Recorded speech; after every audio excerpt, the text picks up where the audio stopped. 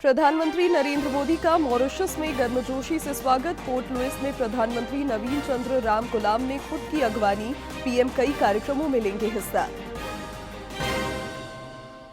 विधानसभा के बजट सत्र का आज 11वां दिन। भोजन अवकाश के बाद बजट अनुदान मांगों पर होगी चर्चा। प्रश्नकाल के दौरान प्रभारी मंत्रियों ने विधायकों द्वारा पूछे गए सवालों के दिए जवाब। गैंगस्टर अमन साहू पलामू में पुलिस के साथ मुठभेड़ में ढेर। रायपुर जेल में बंद गैंगस्टर को पूछताछ के लिए लाया जा रहा था रांची। भागने की कोशिश में हुआ ढेर। और सीनियर राष्ट्रीय महिला हॉकी चैंपियनशिप के फाइनल में पहुंची झारखंड की टीम। राष्ट्रीय यूथ एथलेटिक्स चैंपियनशिप में झारखंड के खिलाड़ियों का दमदार प्रदर्शन।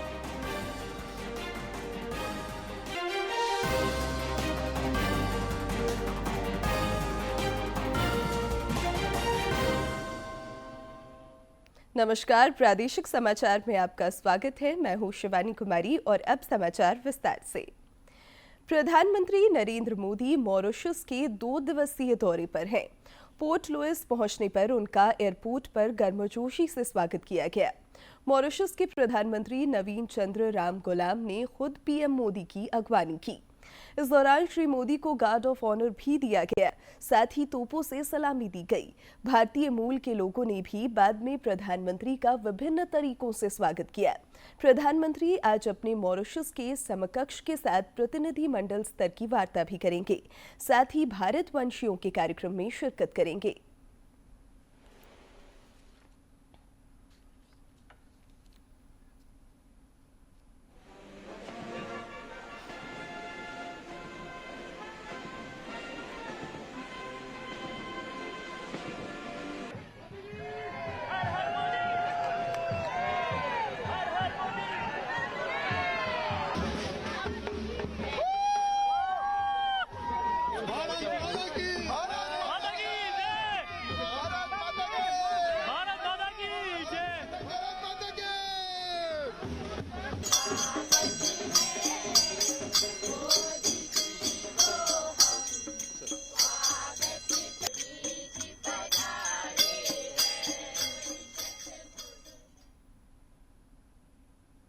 संसद के बजट सत्र के दूसरे चरण का आज दूसरा दिन है।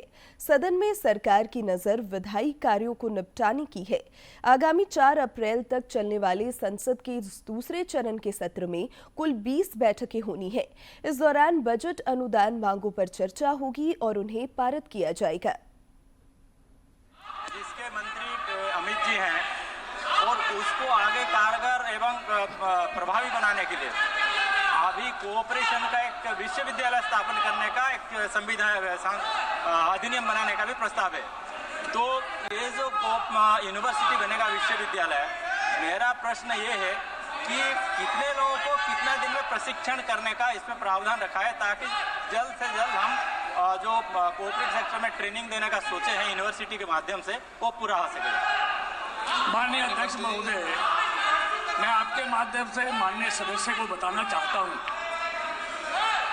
इस देश के यशस्वी प्रधानमंत्री श्री नरेंद्र मोदी जी ने वर्ष 2047 तक विकसित भारत बनाने का संकल्प लिया है। सहकारिता के क्षेत्र में असीम संभावनाओं को पहचानते हुए इसको साकार करने के लिए सहकार से समृद्धि का उद्घोष करते हुए अलग से 6 जुलाई 2021 को सहकारिता मंत्रालय का गठन किया गया। माननीय श्री अमित शाह जी को पहली बार बनाए गए सहकारिता मंत्रालय का कार्यभार सौंपा। रेल मंत्री अश्विनी वैष्णव ने कहा है कि रेलवे बुनियादी ढांचे के आधुनिकीकरण, प्रौद्योगिकी अपनाने और सुरक्षा में सुधार पर ध्यान केंद्रित करते हुए निरंतर सुधार कर रहा है। उन्होंने कल संसद में कहा कि पिछले 11 वर्षों में 34,000 नई पटरियां बिछाई गई हैं। इस दौरान 45,000 किलोमीटर रेल लाइन का विद्युतीकरण किया गया है। उन्होंने कहा कि सरकार ने रेलवे और यात्री सुरक्षा को उच्च प्राथमिकता दी है। श्री वैष्णव ने विपक्ष के आरोपों को खारिज करते हुए कहा कि मोदी सरकार सहकारी संघवाद में विश्वास करती है और राज्य सरकार के सहयोग से कई परियोजनाएं कार्यान्वित की जा रही हैं। रेलवे संशोधन विधेयक संसद से पारित हो गया है। रेलवे के मॉडर्नाइजेशन का वो काम भारत में 2014 में चालू हुआ। 1978 2014 आपने 60 साल तक राज किया इस देश पे। किस मुंह से आज बोलते हो आप? इन 60 वर्षों में आपने 20,000 किलोमीटर इलेक्ट्रीफाई किया। मोदी जी ने 11 साल में 45,000 किलोमीटर इलेक्ट्रीफाई किया। आपके 60 साल के काम को किसी भी पैरामीटर पे देख लीजिए। 60 साल बनाम 11 साल, हर जगह 11 साल के इस काम में आपको अधिक शक्ति, अधिक पावर, अधिक अचीवमेंट दिखाई देगी। विधानसभा के बजट सत्र का आज 11वां दिन है। सदन में भोजनावकाश के बाद बजट अनुदान मांगों पर चर्चा होगी। इससे पहले आज प्रश्नकाल के दौरान प्रभारी मंत्रियों ने लोकहित में विधायकों द्वारा पूछे गए सवालों के जवाब दिए और विकास तथा जन कल्याण की प्रतिबद्धता दोहराई। यह जो प्रश्न है जो सभा पटल पर हमने लाया है कि विश्वविद्यालयों के जो अंगीभूत महाविद्यालय जहाँ शिक्षकों की कमी थी, उस कमी को पिछले समय गई याचना के विरुद्ध नियुक्तियों में हो रही देरी के चलते सरकारों ने विभिन्न अवसरों पर अनुबंध कर्मियों के माध्यम से व्यवस्था के संचालन का प्रयास किया है। यह भी वही था। नेता प्रतिपक्ष बाबूलाल मरांडी ने विधानसभा अध्यक्ष रविंद्रनाथ महतो की कार्यशैली पर नाराजगी जताते हुए उनकी निष्पक्षता पर सवाल उठाया है। एक सोशल मीडिया पोस्ट में श्री मरांडी ने कहा कि कल विधानसभा में अध्यक्ष का आचरण आसन की गरिमा और लोकतांत्रिक मर्यादाओं के प्रतिकूल था। नेता प्रतिपक्ष ने आरोप लगाया कि जिस प्रकार स्पीकर ने कल अपने व्यवहार और वक्तव्यों से एक विशेष विचारधारा के प्रति अपनी श्रद्धा प्रकट की, वह इस गरिमामयी पद की निष्पक्षता पर कुठाराघात है। विधानसभा अध्यक्ष का यह व्यवहार केवल भाजपा विधायकों की आवाज को दबाने का प्रयास नहीं था, बल्कि यह सत्ता पक्ष के भ्रष्टाचार, तुष्टीकरण और चरमराती कानून व्यवस्था पर पर्दा डालने का भी प्रयास था। उन्होंने कहा कि विधानसभा अध्यक्ष से निष्पक्षता, संतुलन और लोकतांत्रिक मूल्यों की रक्षा की अपेक्षा है। ऐसे में स्पीकर को यह सुनिश्चित करना चाहिए कि सदन में स्वस्थ बहस और जनहित के मुद्दों पर निष्पक्ष चर्चा की परंपरा बनी रहे। वित्त मंत्री राधाकृष्ण किशोर ने कहा है कि सरकार पुरानी पेंशन को लेकर आवेदन नहीं करने वाले कर्मियों को एक और मौका देगी। उन्होंने कल विधानसभा में बताया कि इसके लिए समय अवधि बढ़ाई जाएगी ताकि कर्मी इसका लाभ उठा सके। वित्त मंत्री ने बताया कि पुरानी पेंशन को लेकर लगभग 2300 आवेदन स्वीकृत किए गए हैं और तकरीबन 8200 आवेदनों में कुछ त्रुटियां हैं। राज्य सरकार विद्यार्थियों को प्रतियोगी परीक्षाओं की तैयारी के लिए निःशुल्क कोचिंग संस्थान खोलेगी। शिक्षा मंत्री रामदास सोरेन ने कल विधानसभा में इस बात की जानकारी दी। उन्होंने बताया कि इन कोचिंग संस्थानों में रहने की व्यवस्था होगी। श्री सोरेन ने बताया कि जमशेदपुर में जनजातीय विश्वविद्यालय की स्थापना की जाएगी। गोड्डा, चाईबासा और बोकारो में नवोदय विद्यालय की तर्ज पर स्कूल खोलने की योजना है। क्षेत्रीय और जनजातीय भाषा के शिक्षक भी बहाल किए जाएंगे। पूर्व प्रधानमंत्री भारत रत्न अटल बिहारी वाजपेयी की जन्म शताब्दी पर जमशेदपुर में अटल विरासत सम्मेलन का आयोजन किया गया। कार्यक्रम में पूर्व सांसद डॉक्टर यदुनाथ पांडे मुख्य वक्ता के रूप में शामिल हुए। उन्होंने कहा कि अटल बिहारी वाजपेयी देश के एकमात्र ऐसे नेता थे जिन्हें सुनने के लिए विपक्ष भी आतुर रहता था। उन्होंने लोगों से अटल जी के आदर्शों को आत्मसात करने की अपील भी की।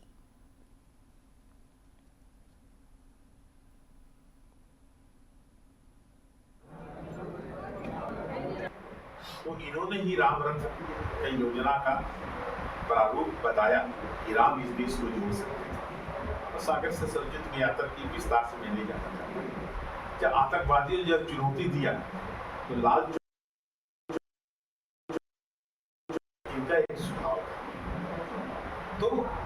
उन्होंने एक बार और कहा कि हम सरकार सत्ता में आना चाहते हैं, व्यवस्था परिवर्तन करना सत्ता मेरा उद्देश्य है। कुख्यात अपराधी अमन साहू आज सुबह पलामू के चैनपुर थाना क्षेत्र में पुलिस के साथ मुठभेड़ में मारा गया। उसे छत्तीसगढ़ के रायपुर से एनआईए केस के सिलसिले में रांची लाया जा रहा था।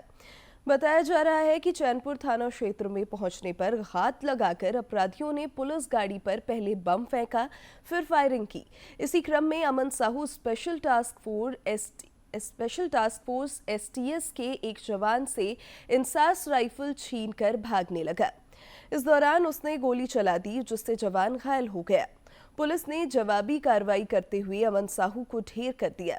घायल जवान को इलाज के लिए अस्पताल ले जाया गया है। इधर पुलिस महानिदेशक अनुराग गुप्ता ने कल रांची एसपी कार्यालय में राजधानी की विधि व्यवस्था को लेकर समीक्षात्मक बैठक की। इस दौरान उन्होंने रांची में कोयला कारोबारी पर हुए हमले को लेकर जांच प्रगति की जानकारी ली और संगठित अपराध पर नकेल कसने का निर्देश दिया। इधर खबर है कि पुलिस महानिदेशक अनुराग गुप्ता आज हजारीबाग में विधि व्यवस्था को लेकर उच्च स्तरीय बैठक करेंगे। इस दौरान संगठित आपराधिक गिरोह के खिलाफ कार्रवाई पर भी मंथन होगा और रणनीति बनेगी। हजारीबाग में एनटीपीसी के डीजीएम कुमार गौरव और रांची में कोयला कारोबारी विपिन मिश्रा पर फायरिंग मामले की जांच तेज हो गई है। एटीएस और एसआईटी हजारीबाग केंद्रीय कारा में गैंगस्टरों से भी पूछताछ करेगी। लातेहार, चतरा और रामगढ़ के जेल में बंद गैंगस्टरों से भी इस सिलसिले में पूछताछ के लिए टीम बनाई गई है। रामगढ़ के रजरप्पा स्थित मां छिन्नमस्तिका मंदिर में श्रद्धालुओं पर जवानों द्वारा लाठीचार्ज का वीडियो वायरल होने के बाद पुलिस अधीक्षक अजय कुमार ने संज्ञान लेते हुए कार्रवाई की है।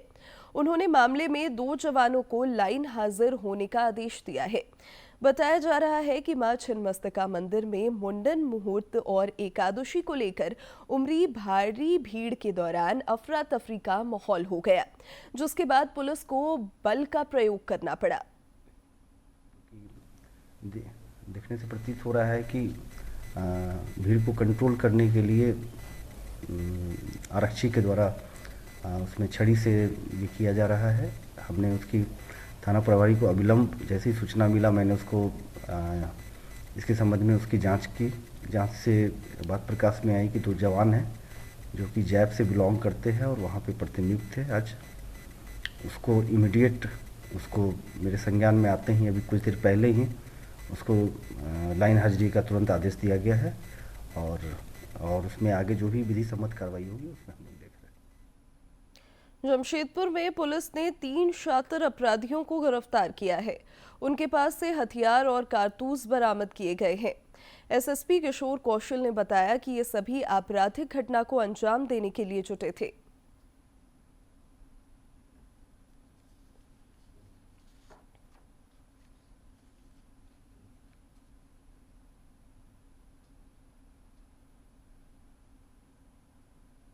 तीन जो है वहाँ से पकड़ में आए और उन तीनों की जब तलाशी दी गई तो उनके पास से हमें एक देसी पिस्टल और एक कट्टा बरामद हुआ है। साथ ही साथ कुल मिलाकर के 4 जिंदा गोली बरामद हुई। इसमें अगर हम बात करें, जब इसे पूछताछ की गई तो यह मामला सामने आया कि एक व्यक्ति की हत्या की ये लोग योजना बना रहे थे और उस घटना को कारित करने के फिराक में। तो एक प्रकार से पुलिस ने एक घटना को रोक पाने में सफलता हासिल की है। 2 हथियार बरामद हुए हैं। ये हथियार कहाँ से इनके पास आए इस संदर्भ में पूछताछ की जा रही है और रिमांड पे लेकर और विस्तृत पूछताछ की जाएगी। निलंबित आईएएस अधिकारी छवि रंजन की तबीयत बिगड़ने के बाद उन्हें रांची स्थित रिम्स में भर्ती कराया गया है। वह फिलहाल चिकित्सकों की देखरेख में है। छवि रंजन ने सीने में दर्द और घबराहट की शिकायत की थी, जिसके बाद बिरसा मुंडा केंद्रीय कारागार से उन्हें रिम्स लाया गया। गौरतलब है कि छवि रंजन पर जमीन घोटाले का आरोप है और वे जेल में बंद है। आपका पसंदीदा डीडी झारखंड नए तेवर और नए कलेवर के साथ में आपके बीच है, ताकि पल पल की खबरें आप तक पहुंचे। आपका अपना पसंदीदा डीडी झारखंड गांव से लेकर कस्बों और शहरों तक की है धड़कन। सटीक, विश्वसनीय और तेज खबरों का भी है आईना। राजनीति के मंच से सत्ता के गलियारों तक, खेत से खलिहान और मनोरंजन से इंफोटेनमेंट तक, खेल के मैदान से रंगमंच की खबरों तक, सब कुछ देखिए हमारे प्रादेशिक समाचार में हर रोज दोपहर 12:30, शाम 6:30 और 7:30 बजे, सिर्फ और सिर्फ डीडी झारखंड पर। महिलाओं को सरकार ने कृषि कार्य से जोड़कर सशक्त बनाने की दिशा में कदम बढ़ाया है। खूंटी जिले की महिलाएं भी नकदी फसलों की खेती कर समृद्ध बन रही हैं। देखिए रिपोर्ट। खूंटी जिले की महिलाएं ऑर्गेनिक फार्मिंग और कृषि कार्यों का बेहतर प्रशिक्षण प्राप्त कर धान, मड़ुआ, आलू, प्याज और लहसुन समेत कई फल और सब्जियां उपजा रही हैं। आजीविका संसाधन केंद्र गुटजोरा की सदस्य फुलमणि ओडिया ने कहा कि महिलाएं सालाना 4 लाख से 5 लाख रुपए तक की आमदनी कर रही हैं। हम लोग का आजीविका संसाधन केंद्र में हार्डनी सेंटर, मुर्गी पालन, अंडा उत्पादन और स्ट्रॉबेरी खेती और टमाटर खेती, परवल खेती और हम लोग का ड्रैगन फ्रूट है और नर्सरी को मिला के हम लोग का 4 से 5 लाख रुपया इनकम साल में हो जाता है। खूंटी के ग्रामीण क्षेत्र की महिलाएं नकदी फसल के तौर पर स्ट्रॉबेरी, ड्रैगन फ्रूट, शिमला मिर्च, ओल, परवल, गाजर, खीरा, बीन्स समेत कई सब्जियों की खेती कर रही हैं। JSLPS की प्रखंड कार्यक्रम प्रबंधक विनीता तिर्की बताती हैं कि टपक सिंचाई के माध्यम से ग्रामीण महिलाओं ने कृषि कार्यों को नया आयाम दिया है। नया तकनीक अगर बोला जाए तो डीप इरिगेशन हो गया, उसका शुरुआत कराया था, जिसे टपक सिंचाई भी कहते हैं, जिसमें कम पानी में भी दीदियों ने अच्छे अच्छे फसल उगाया है। क्योंकि गर्मी के समय में ज़्यादातर पानी की किल्लत होती थी, तो डीप इरिगेशन ने उस पानी की किल्लत को पूरा करने का काम किया है। खूंटी में कृषि प्रक्षेत्र में बेहतरीन उपलब्धि हासिल कर महिलाओं ने साबित कर दिखाया है कि वे भी धरातल से सोना उगाने का हौसला रखती हैं। खूंटी से ज्योत्सना की रिपोर्ट। रंगोत्सव होली की तैयारियां आजकल जोरों पर है। बाजार में रंग और गुलाल बिकने भी शुरू हो गए हैं। इस बार हर्बल गुलाल की मांग ज्यादा दिख रही है। सरायकेला अंतर्गत गम्हरिया में पलाश के फूलों से महिलाएं हर्बल गुलाल तैयार कर रही हैं, जो उनके आर्थिक सशक्तिकरण का मार्ग भी प्रशस्त कर रहा है। होली के आते ही सभी का मन हर्षोल्लास से भर जाता है, लेकिन रंगोत्सव में रसायन युक्त रंग गुलाल रंग में भंग डाल सकते हैं। इसलिए सरायकेला खरसावा की रापचा गांव की महिलाएं आजीविका महिला संकुल स्तरीय प्राथमिक स्वावलंबी सहकारी समिति से जुड़कर पलाश से हर्बल गुलाल का निर्माण कर रही हैं। समूह की AW सुनीता प्रमाणिक बताती हैं कि ये गुलाल रसायन युक्त है और इससे किसी तरह का नुकसान नहीं होता है। अपने पलाश मार्ट के पलाश फूल से दीदी लोग कलर बना रही है, अबीर, जो कोई केमिकल से कोई मिलावट नहीं है। जैसे बाजार में आप लोग खरीदते हो तो तरह तरह का केमिकल होता है, स्किन पे साइड इफेक्ट पड़ता है, तरह तरह के पिंपल्स, कीटाणु रहता है। लेकिन ये हम लोग अपने हाथ से फूल को तोड़ के बागान से, जंगल से लेके आ रहे हैं, उसको सुखा रहे हैं, उसके काला बीजा को निकाल के फिर मिक्सर में इसको पीस के हम लोग को इसको पाउडर बनाते हैं और उसको कलर में मिला के हम लोग पाउडर को पानी के साथ, हल्का पानी के साथ मिला के इसको कलर में परिणित कर रहे हैं और इसको हम लोग ज़्यादा नहीं कम रेट में बिक्री कर रहे हैं, ताकि महिला दीदी लोग हम लोग के यहीं से खरीद पाए और सब रंग का आनंद उठा पाए। आजीविका समूह से जुड़ी ये ग्रामीण महिलाएं पलाश के फूल की प्रोसेसिंग कर रंग बिरंगे हर्बल गुलाल का निर्माण कर रही हैं, जिसकी बाजार में मांग बढ़ी है। समूह से जुड़ी अनीता कुमारी बताती हैं कि बाजार में इस हर्बल गुलाल की कीमत प्रति 100 ग्राम 50 रुपए है। जैसे मतलब 100 ग्राम पाउडर का हम लोग जो पैकेज बनाएंगे उसमें हम लोग 50 रुपया 100 ग्राम का ये करते हैं। वहीं संगठित होकर पलाश के फूल से हर्बल गुलाल का निर्माण करने से महिलाओं की उत्पादन क्षमता भी बढ़ी है। समूह की सदस्य सुनीता महतो बताती हैं कि हर्बल गुलाल की मांग होली के दौरान काफी बढ़ी है और उन्हें 2 गुना मुनाफा हो रहा है। ये पलाश का फूल चुन के लाते हैं और एक जगह सभी दीदी मिलके हम लोग इसको इकट्ठा करके उसका चुनते हैं, फिर 7 दिन तक उसको सुखाते हैं, फिर मिक्सी से पीस के इसको अबीर का तैयार करते हैं, उसमें रंग बनाते हैं। कितना पैसा आता है इसमें? इसमें हम लोग का सभी दीदी का इनकम आ जाता है 10 से 15 हज़ार तक आ जाता है। प्रधानमंत्री नरेंद्र मोदी के आत्मनिर्भर भारत अभियान से प्रेरणा लेकर देश भर की ग्रामीण महिलाएं स्वरोजगार से जुड़ रही हैं।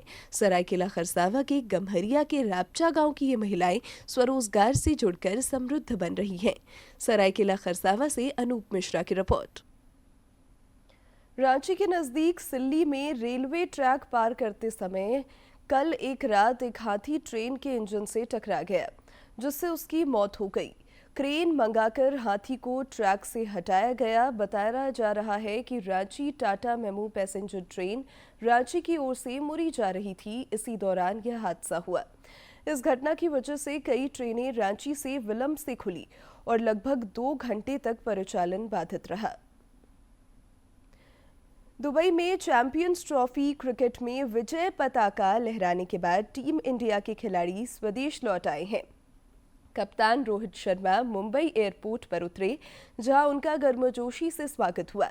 गौरतलब है कि भारत ने चैंपियंस ट्रॉफी पर तीसरी बार कब्जा जमाया है। आगामी 22 मार्च से आईपीएल शुरू हो रहा है। ऐसे में विक्ट्री परेड की संभावना कम है।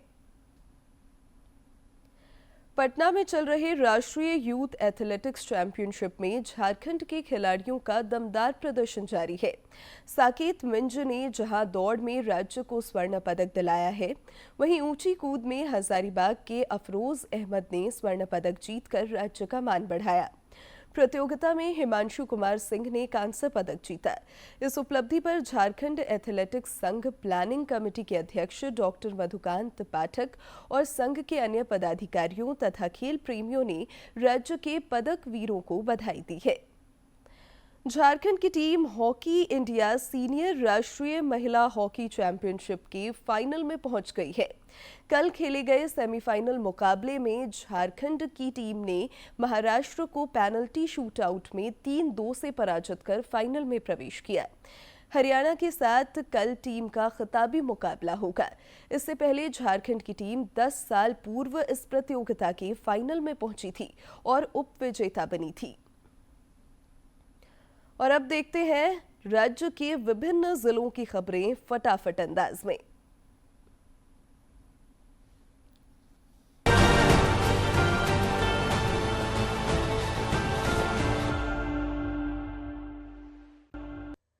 बोकारो के समाहरणालय स्थित कार्यालय कक्ष में उपायुक्त विजया जाधव के निर्देश पर डीआरडीए निदेशक मेनका ने आयोजित जनता दरबार में आम जनता से जुड़ी समस्याओं पर क्रमवार सुनवाई की। इस दौरान जिले के शहरी तथा ग्रामीण क्षेत्रों से पहुंचे 29 से ज्यादा लोगों की क्रमवार समस्याओं पर सुनवाई किया गया। साथ ही संबंधित विभाग के पदाधिकारियों को प्राप्त आवेदन को अग्रसारित करते हुए अविलंब जांच कर जल्द समाधान करने का निर्देश दिया। धनबाद की उपायुक्त माधवी मिश्रा की अध्यक्षता में होली और रमजान त्योहार शांतिपूर्ण तरीके से मनाने के लिए जिला स्तरीय शांति समिति की बैठक न्यू टाउन हॉल में आयोजित की गई। त्योहारों के दौरान जिले में शांति व्यवस्था बनी रहे, इसलिए संवेदनशील स्थानों में स्टैटिक फोर्स तैनात रहेगी। इसके अलावा विभिन्न इलाकों में मोबाइल पेट्रोलिंग जारी रहेगी। National university of study and research in law Ranchi और Indian institute of management Ranchi ने साथ मिलकर विधान 2025 द पॉलिसी ट्रायथलॉन का सफल आयोजन किया। इस प्रतियोगिता में देश भर के कई प्रतिष्ठित विद्यालय के बच्चों ने हिस्सा लिया। National university of study and research in law Ranchi ने वरिष्ठ नागरिकों के अधिकार, उनके लिए चलने वाली योजना और कानूनी सुरक्षा को ध्यान में रखते हुए 1 दिवसीय जागरूकता अभियान का आयोजन किया। इस आयोजन को राष्ट्रीय सामाजिक रक्षा मंत्रालय, सामाजिक न्याय और सशक्तिकरण मंत्रालय, भारत सरकार ने प्रायोजित किया था। इस कार्यक्रम का उद्देश्य वरिष्ठ नागरिकों के समक्ष आने वाली समस्याओं को पहचानना और उन्हें सरकारी योजनाओं का लाभ पहुंचाना है।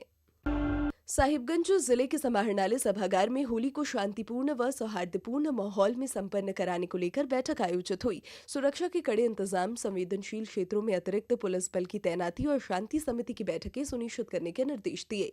संवेदनशील इलाकों में अतिरिक्त पुलिस बल तैनात करने का भी निर्देश दिया गया।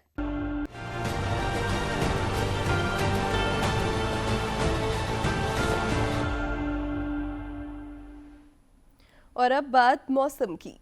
राज्य में न्यूनतम और अधिकतम तापमान में वृद्धि से गर्मी में इजाफा होता दिख रहा है। इधर सभी जिलों में तापमान सामान्य से अधिक चल रहा है। मौसम विज्ञान केंद्र रांची के वैज्ञानिक ने बताया कि तापमान में अगले 4 दिनों के दौरान 3 से 5 डिग्री सेल्सियस तक की और वृद्धि हो सकती है। आज से 13 मार्च तक मौसम से आकाश में आंशिक रूप से बादल छाए रहने का पूर्वानुमान है। एक नजर डालते हैं आज के इतिहास पर।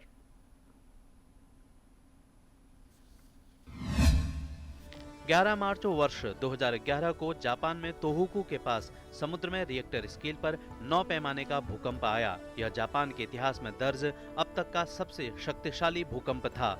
इस भूकंप की वजह से सुनामी आई और समुद्र में 133 फीट तक लहरें उठी थी।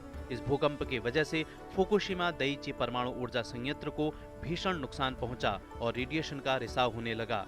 इस परमाणु हादसे के कारण इस संयंत्र के चारों तरफ 80 किलोमीटर के दायरे में फैले लोगों को हटा दिया गया था। जापान की नेशनल पुलिस एजेंसी के अनुसार भूकंप और सुनामी के चलते लगभग 20,000 लोगों ने अपनी जान गंवाई थी। इस हादसे में हजारों लोग लापता हो गए और पूरे देश में 1 लाख से ज्यादा इमारतों को नुकसान पहुंचा था।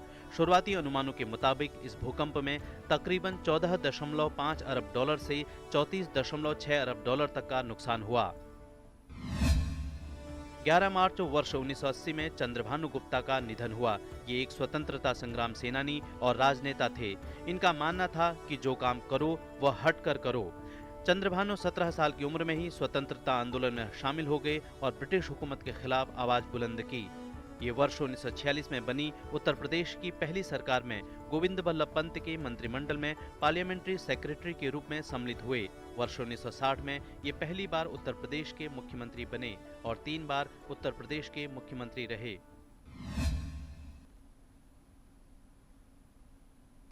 स्वस्थ शरीर और सरल मन के लिए योगासन एक प्रभावी उपाय है जो शारीरिक और मानसिक संतुलन बनाए रखने में मदद करता है। आज के अंक में देखते हैं योग के कुछ ऐसे आसन जिससे स्वास्थ्य को ठीक रखने और बीमारियों से बचाव में मदद मिलती है। करने से पहले सहज भाव आसन करने चाहिए। उसी तरह के कुछ आज बैठ कर के आसन मैं आपको बताने जा रहा हूँ। तो उसके लिए सबसे पहले पैर सीधा करते हैं। पैर सीधा किया और टोस को इसे बाहर खींच दिया। फिर धीरे से दाहिने पैर को होल्ड कर लेंगे, इस तरह से नज़दीक में रखेंगे। दोनों हाथ आपके इस तरह जमीन पर हैं। यहाँ लाने के बाद अब धीरे से दाहिने पैर को ऊपर की तरफ उठा लेंगे। कंधे ढीले हों आराम की स्थिति में। अब इसे धीरे से पकड़कर ऊपर की तरफ उठा लीजिए, जितना उठा सकते हैं, और जितना अच्छी तरह से दबा सकते हैं पेट की तरफ दबाइए।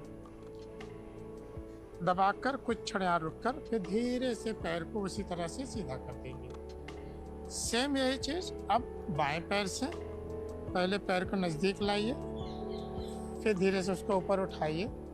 अब धीरे से पैर को पकड़ लीजिए और अच्छी तरह से प्रेस करेंगे। पेट को अंदर की तरफ खींच कर रखेंगे जिससे कि आपकी पीठ सीधी रहे, कंधे ढीले रहें। यहाँ कुछ क्षण इस तरह से रुकेंगे। अब अंत में मुख्य समाचार एक बार फिर। प्रधानमंत्री नरेंद्र मोदी का मॉरिशस में गर्मजोशी से स्वागत। पोर्ट लुइस में प्रधानमंत्री नवीन चंद्र राम गुलाम ने खुद की अगवानी। पीएम कई कार्यक्रमों में लेंगे हिस्सा। विधानसभा के बजट सत्र का आज 11वां दिन। भोजन अवकाश के बाद बजट अनुदान मांगों पर होगी चर्चा। प्रश्नकाल के दौरान प्रभारी मंत्रियों ने विधायकों द्वारा पूछे गए सवालों के दिए जवाब। गैंगस्टर अमन साहू पलामू में पुलिस के साथ मुठभेड़ में ढेर। रायपुर जेल में बंद गैंगस्टर को पूछताछ के लिए लाया जा रहा था रांची। भागने की कोशिश में हुआ ढेर।